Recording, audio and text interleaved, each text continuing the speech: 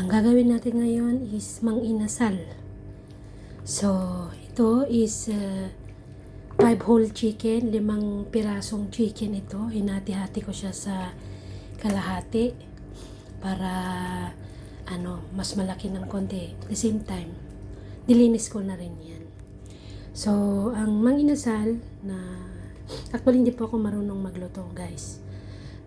Ginawa ko ito dahil yung anniversary ng amin pong grupo. So, ito papakain natin sa kanila. So, ito, nalinis na po yung mga manok and gumawa na po tayo ng lemon juice.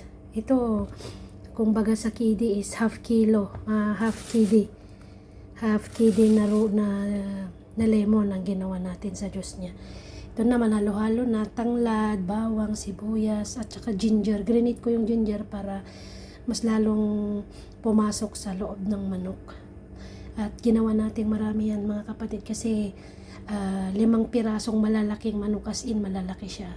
So nandito yung gagamitin nating oyster sauce, lagyan natin ng konting ketchup, and dito yung konting barbecue sauce lang, paminta, may konting sili, magic sarap, and yan lang po. And itong konting mantika, nito skin niya ay pinaghiwalay ko dahil gagawin nating tawag nito chicken oil. Yan. So, yan po. Let's mamarinate na po natin mga kapatid. In a clean pot, sensya na kayo sa rice cooker ko.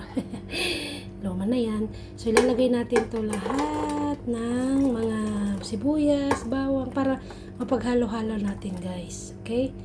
Lalagay natin yan. Pasensya na kayo, mag-isa-isa lang. Mahirap pala mag-vlog pag isa lang yung yung ginagamit mo. So, yan. Kasi, tanggalin natin yung hiniwa-hiwa nating sibuyas, luya, bawang. So, i-mix up natin siya. Yan. Then, lalagyan na natin yung lemon. Wow, lemon. Halo-halo natin yan, guys. Nasaan yung toyo ko? Wala akong toyo. Saglit lang. So, hirap mag-vlog pag mag-isa lang. Ayan. So, pasensya na kayo. Nakasabit lang yan sa may lagayan. Lagay na natin tong paminta. Medyo damihan natin ang paminta. Lagay natin tong lahat. Yan. Para siyang barbecue sauce pero hindi siya barbecue sauce. Ano ba to? Lagay natin siya. Then, kasi marami siya mga kapatid eh. So, medyo damihan natin to. Nilagay na natin to kasi konti lang naman na siya. Then, lagyan natin ng manamis-tamis. Actually, hindi ako maglagay ng sugar, guys. So, ito na lang ketchup kasi matamis-tamis naman siya.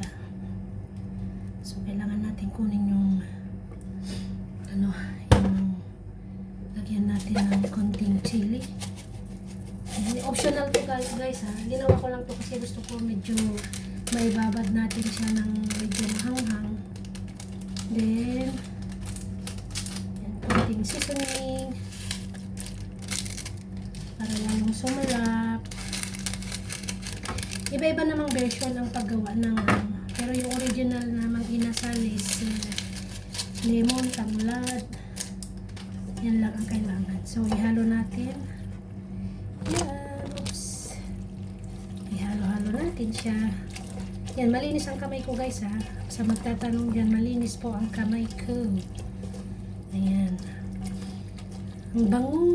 Grabe. Grabe ang bango, as in. So, saglit lang. Kailangan natin kunin ang soy sauce. May bawang siya. Ang bango niya, grabe. Ang sarap. Hindi pa naluluto, guys, pero ang bango. Yung aroma niya sobrang sarap.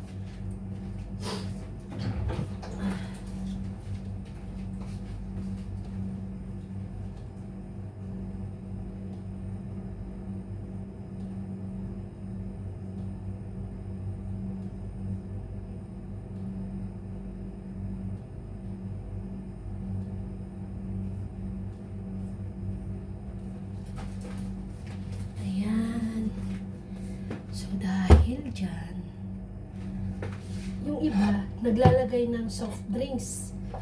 So, since then, hindi ako magaling magluto. Pero gusto kong mag-discover by myself kung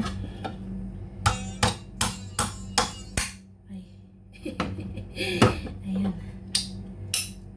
Gusto kong mag-discover by myself kung ano ba ang mangyayari. Kasi, natry ako noon mga kapatid, yung chicken amanado. Nilagyan ko siya ng pineapple. Ang sarap. So, ito naman, mang inasal talaga siya. Ayan. Ayan natin yung tawag nito mga bote. Sayang yung katas. Ay. Hindi tayo naglalagay ng tubig guys ha. Naglagay tayo ng konti. Hindi ako naglalagay ng asukal kasi ayoko yung matamis. Gusto ko yung tama lang na lasa. So yan. Ketchup ang nilagay ko. Inano ko siya kumbaga nilagyan ko ng tubig yung ano niya para ma-mix yung natira. Sayang kasi okay. 6 minutes na. Ito po yung toyo.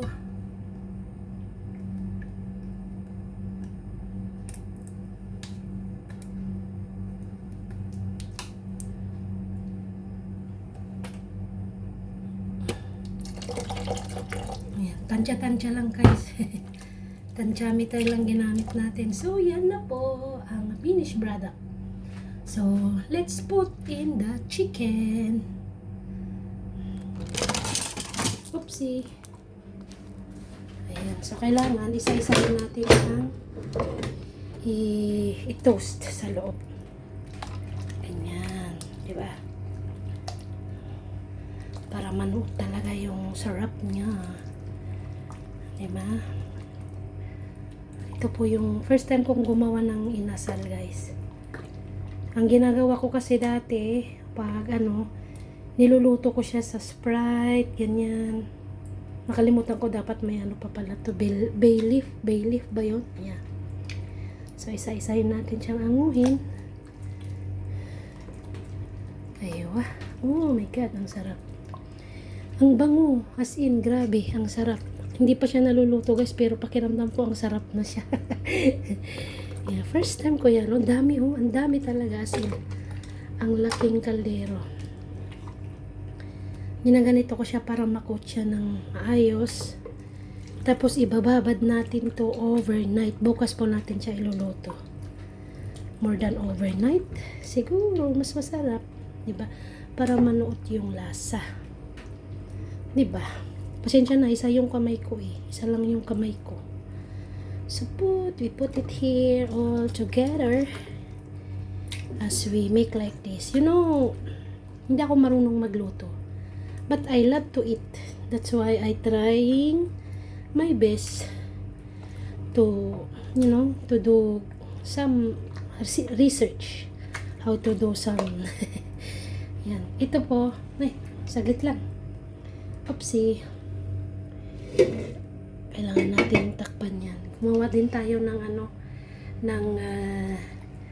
buko pandan. Kumbaga sa Ilocano guys, we call it agar-agar. I don't know what you call that. Agar-agar na buko pandan. So we do that kasi nga may party bukas. The other, yeah. So kailangan namin yan ng gagawin natin siya. Spread natin yan mamaya or mamayang gabi or maybe morning para mano natin siya. So, yan na po guys. Ang bango. Oh my God. Really. Too much. Ang bango niya. Nakalimutan kong maglagay ng tawag nito, laurel. Para lalong bumango.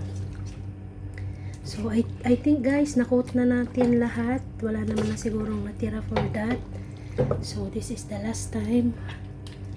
Gusto natin i-masamasahe siya para, sabi nila, mas masarap daw ang chicken pag minamasahe. Sana all. Ayan, sana all minamasahe, no? So, yan na. We put it all together. Oh, grabe. Hindi ko alam kung anong magiging lasa nito. But I pretty sure, guys, na masarap siya. Kasi, yung aroma niya, masarap na eh. So, bababad natin siya. 10 minutes na po. So, yan. Maraming salamat. See you all the next tomorrow kung paano natin lulutuin ito. Ayan, salamat. God bless po everyone. Ting.